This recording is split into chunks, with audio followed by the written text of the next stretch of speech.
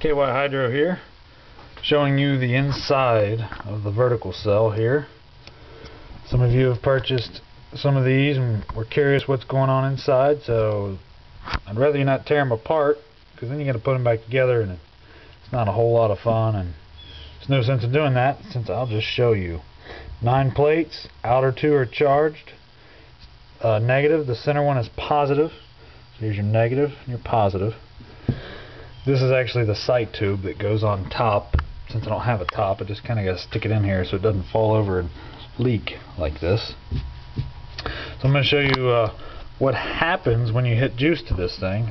Give me a second here. It's situated. This cell's a little bit warm. I've ran it a little bit, just giving it a test. So it's probably pulling about 9-10 amps.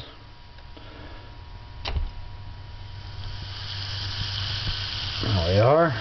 That's what's going on inside your cell. And for those of you that are interested in purchasing one, this is what will happen.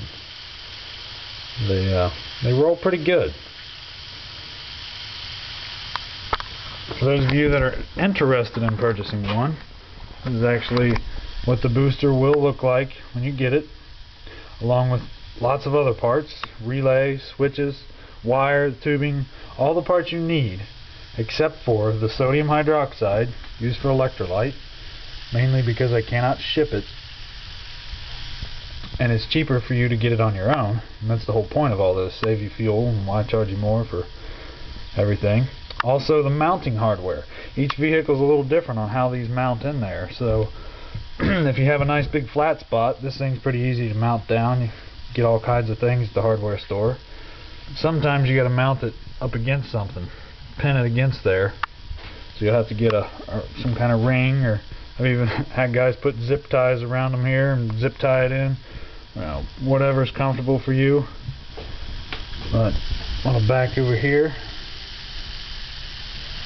that's it. This thing just literally cranks. It's great. You never have to change the water, the electrolyte concentration. You only have to add. This water will not get dirty.